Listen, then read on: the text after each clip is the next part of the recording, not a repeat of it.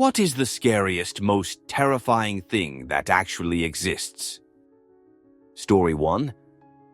Sinkholes. I often think about that guy that was in bed when a sinkhole opened up and swallowed him. His brother could hear his screams but could do nothing to help. Answer. Living in Florida, and this is a fear, I supposedly don't live near a sinkhole, but I bet they say that too until it happens. As an aside, a friend bought a home near a known sinkhole on her property. She had to have some engineering work done. Let me reiterate that she knew this before buying. She's stunning, but obviously not so bright. Just had to have the discounted house. Story 2. Rett syndrome. You have a daughter. She does great and is developing normally until about 6-12 months, and then her development slows. Your pediatrician is reassuring. Everyone develops differently, so you are okay with it. But then it progresses, she loses skills she already had. No longer speaks any words, starts having tremors and spasticity, and loses purposeful movement and may start developing breathing issues or apnea. Then the seizures start. Despite maximal treatment of the symptoms, there is no cure. Your previously healthy daughter is now likely unable to walk, care for herself, and can usually barely express herself. She still smiles and looks around and can be cared for well, but won't ever recover fully. This is her life now and your life now, and there's nothing you could have done or can do to fix it. Fudge-Rett syndrome. It's the fudge worst. Story 3. Locked-in syndrome, LIS. Basically, you have total body paralysis, but you have all your normal cognitive abilities. It's basically a waking nightmare where you can't move, but you can feel and process everything like you normally would. It's a big bag of no thanks. Answer. Oof. Just brought back memories from waking up from surgery when I was 17. I was awake and could see, didn't have my glasses or contacts, but couldn't move or speak. Also, couldn't quite think straight either. Where was I? What was this place? Why was I here? I had a panic attack when I finally could. I could see the nurses moving around and such, but couldn't get anyone's attention. Truly horrifying. Every time I've gone under since they've assured me they use different anesthesia. Story 4. Burning alive. No, not dying in a house fire, when smoke will get you before the flames, but literally dying in flames, or surviving for a short while with massive burn injuries. Burn injuries are absolutely horrific. Answer. They say people who get fully engulfed in flames only feel the pain for a couple seconds, then they go numb because the pain receptors are melted. They go into shock and actually die from oxygen deprivation because the fire is consuming it before they can. It's a terrifying way to go, but it's a couple seconds of pain followed by suffocating and not realizing it. Story 5. Rabies. The second there's symptoms, chances are you're already screwed. There's only a few known cases of someone surviving rabies without the vaccine, and as of 2016, only 14 people are known to have survived it. So if you get scratched or bitten by an animal, it's better to be safe rather than sorry and get it checked out. Answer. Came here to say this. Also, something else terrifying about it, a bat could get in your house and bite you in your sleep, and you would never know it, and thus never get the vaccine. And then you'd be a goner in the worst way. You got to wonder how many people this actually happens to, but doesn't get reported as a rabies passing, because they just didn't know. Story 6. Was a Marine for 6 years and deployed constantly to countries in Asia via naval carriers. There is nothing more terrifying and more humbling than being in the middle of the ocean, especially during the night. Answer. Danas. 2 years before the mast, tells of working as a common sailor in the 19th century. On one leg of their voyage, they went 100 days without seeing another ship. and by then they were mostly in charted waters. An old sailor's song begins, "You seamen bold who sail the ocean, see dangers landsmen never know." I wonder how they retained their sanity. Story 7. Suffocation. The starving of oxygen is one experience that scares even those without a functioning amygdala in their brain, the part that regulates emotions such as fear. And those are the most fearless people of us all. Answer. I was going to second this as well, but then I took a closer look at the article. Apparently, they tested people with functioning amygdalas as well, and very few were that frightened of suffocating as the ones with damaged amygdalas. So, while suffocation is probably the objective answer overall, I think the scariest thing varies from person to person due to phobias or personal experiences. Story 8. Other people's thoughts.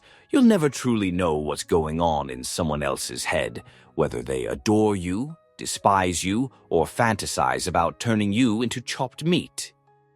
Answer. Years ago, while I was selling cars, I was on a trip to do an exchange. Had to go through this beautiful, quaint little town in either southern VA or WVA. And this, though, minus the chopped meat, hit me hard. All these lives in this little town going about their day. We have no impact on each other, nor will ever meet or ever interact. Multiply that by billions and you have Earth. It's called sondering. What also gets me is something I saw related to this a couple years ago.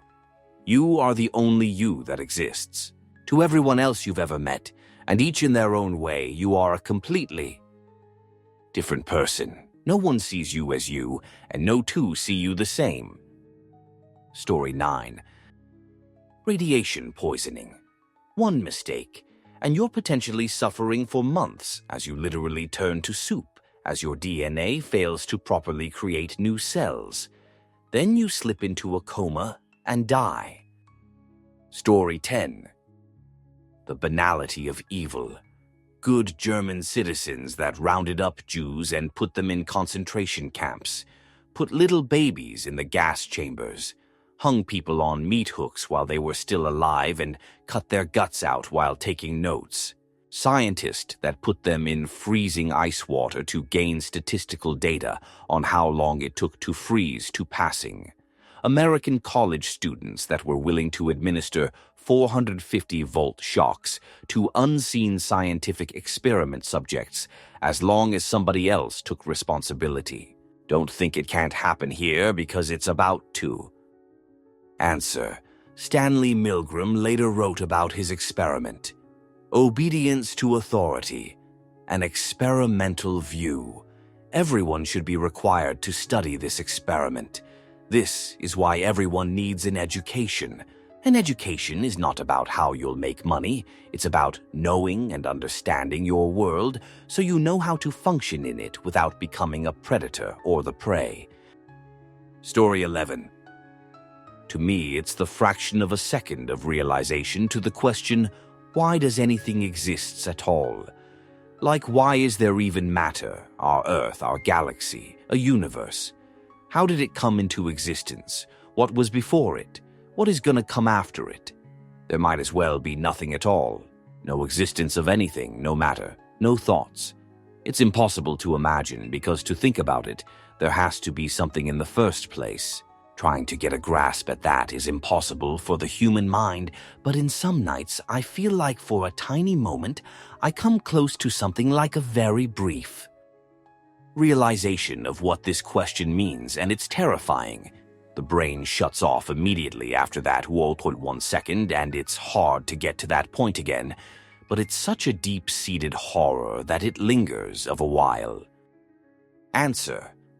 Existential crisis is interesting. I found it easier to accept that there is no perceivable answer that we can grasp, as the answer would require supernatural abilities. The universe itself is a supernatural phenomenon, and therefore not something we can completely perceive as mortals. Just be thankful for your time in the universe and try to make life better for as many people as you can. That includes yourself.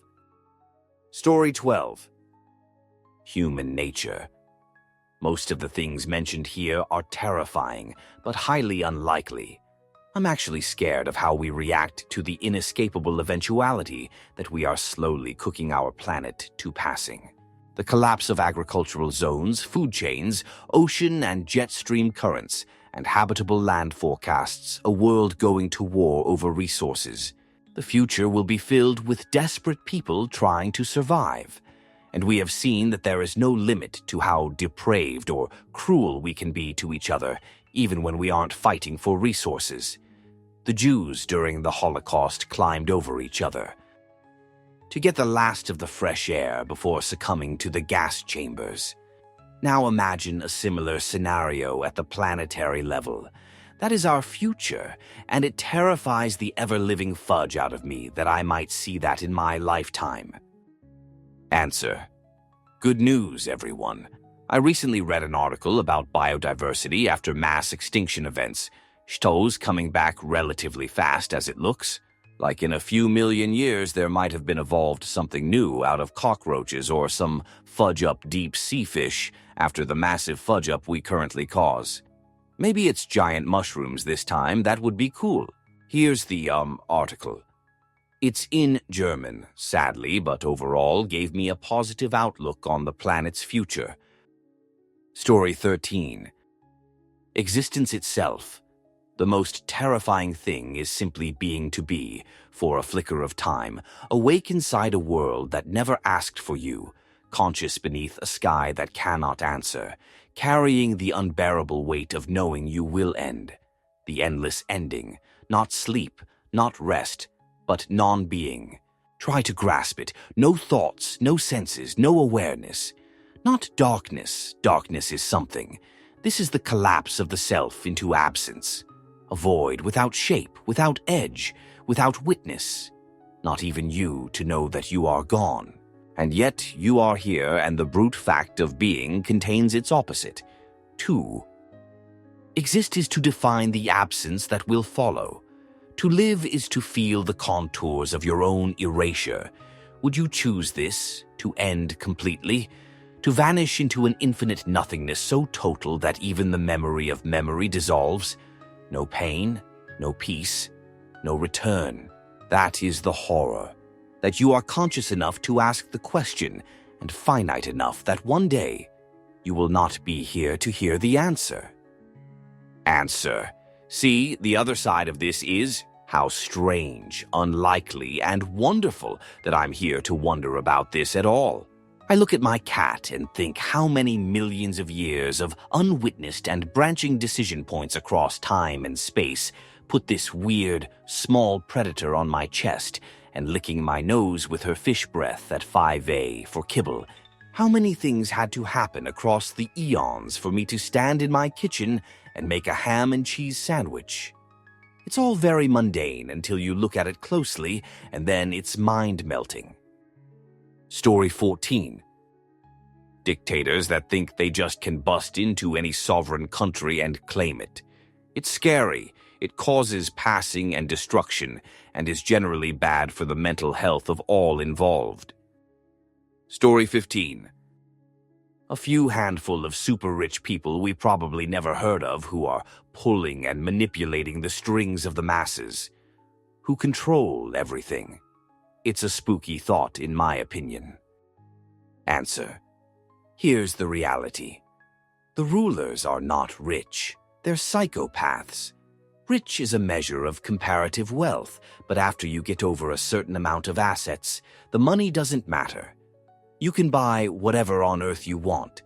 Cars, land, politicians, slaves, organs. What makes the ruling class isn't money, but the ability to declare what money is, and to enforce that declaration with violence. Anyone can draw up and print their own currency, and they would get arrested for rejecting government currency, despite both being equally just paper. What makes the paper into money is the ability of someone to convince you that the paper is valuable and that the paper is worth hurting others for in order to acquire it. That takes a psychopath. What matters to the ruler is maintaining the hierarchy. That is the sole goal. Money doesn't matter to the rulers as it does to the subjects. Money is a tool used to rule you, and that tool is backed with the ability and willing use of violence. Story 16. 10-year-old me. Quicksand because that stuff is everywhere and a daily threat to my life. 20-year-old me. Nothing, because at that age you feel invincible. 30-year-old me. Being invited on a night out that goes past 11 p.m. 40-year-old me. The postman because that guy brings nothing but bad news. Story 17. Natural disasters. The most we get are monsoons where I live, but I would never live where tornadoes or hurricanes could happen. Scares the hell out of me thinking about it. Answer. Thankfully, tornadoes are rather small for a natural disaster and most are weak, so the vast majority of them only do a little property damage or beat up some trees. They completely miss populated targets. People who live in Tornado Alley in the U.S. typically have storm shelters or basements to go to when a dangerous storm is coming. Unfortunately, Tornado Alley is moving more to the east with climate change, into poorer, less prepared areas.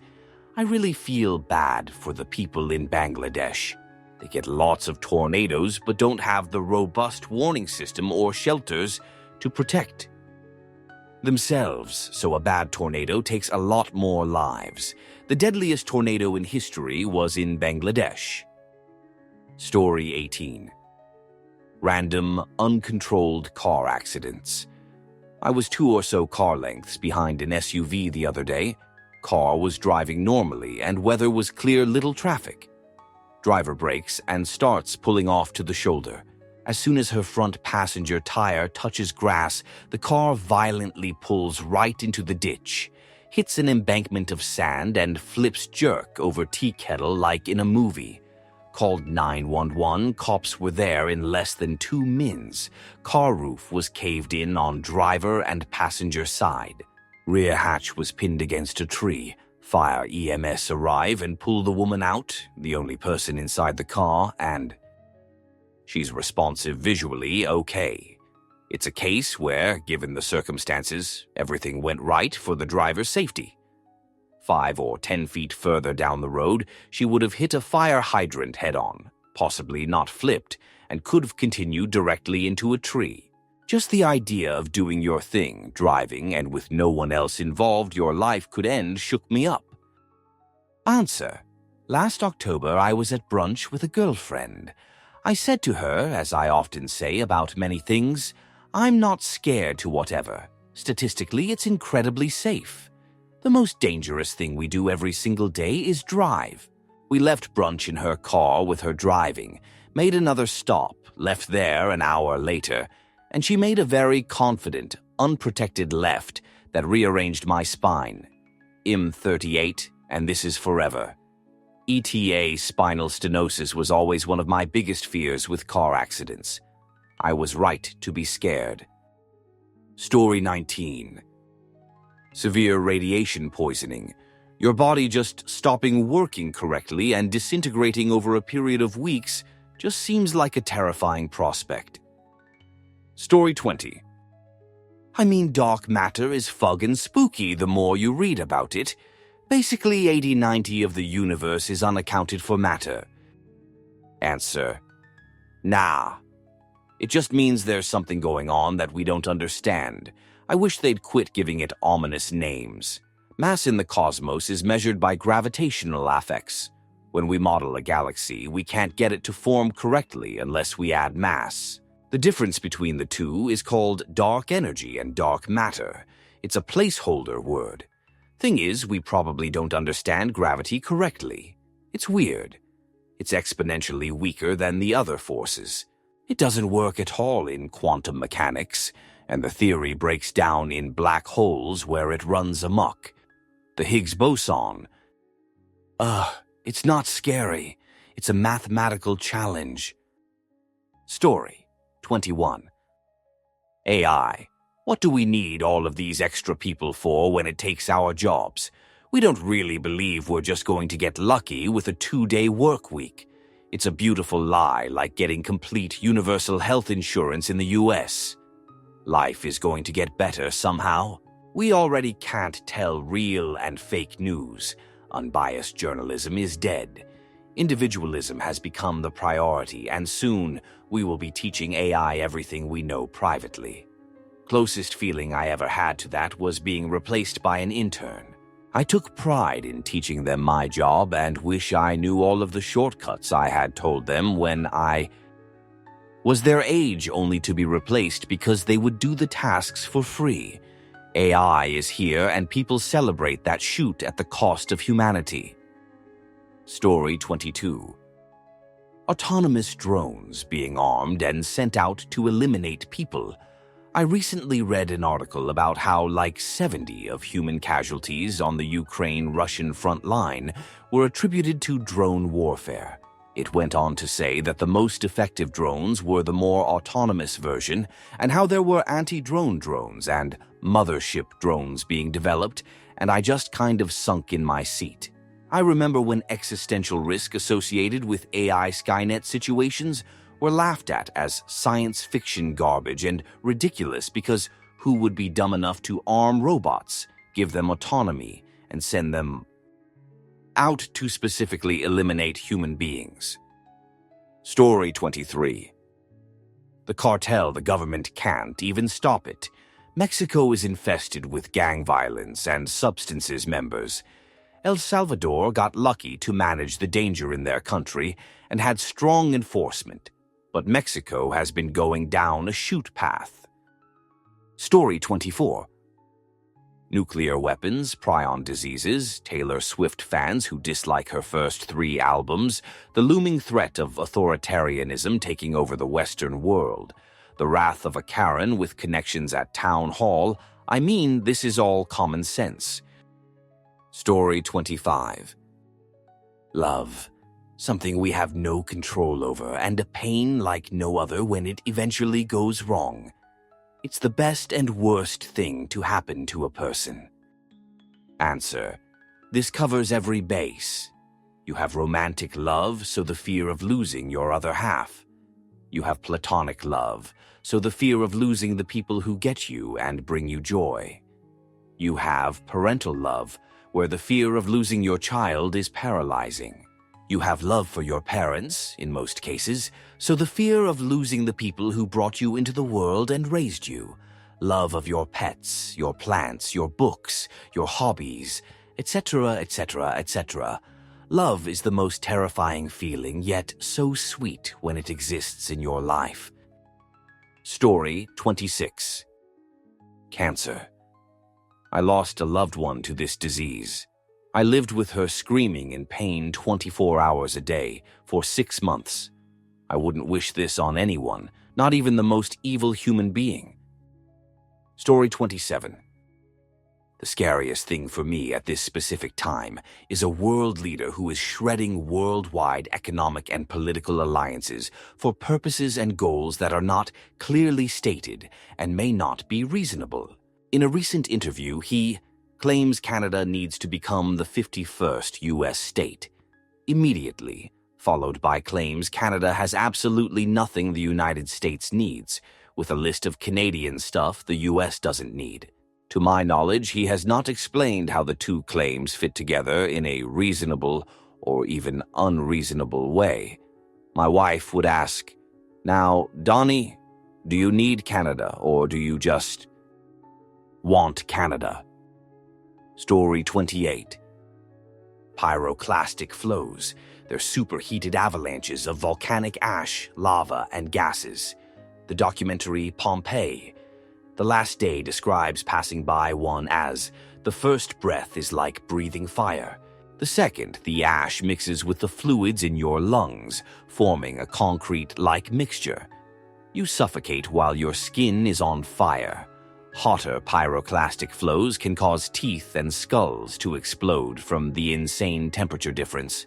There are even cases of brains turning into glass from the heat from the 79 AD eruption of Vesuvius. And if you see one coming towards you, it's the last thing you'll ever see. You can't outrun them. They can travel more than 100 miles. They can travel miles from the volcano erupting. The lateral blast from Mt. St. Helens vaporized over 20 sq miles. While extremely unlikely to erupt during our lifetimes, pyroclastic flow deposits have been found upwards of 60 miles from the Yellowstone caldera. Story 29.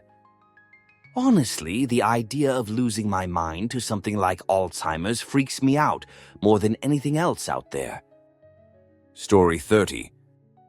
Genuinely, is there anything in nature more horrific than spiders? Imagine a sci-fi film about a creature that creates elaborate adhesive traps and then waits in the shadows, that paralyzes you once you get caught in its trap, that embalms you while you're still alive, and then, when it's finally ready, devours you by injecting you with enzymes that literally liquefy your internal organs and sucks you dry.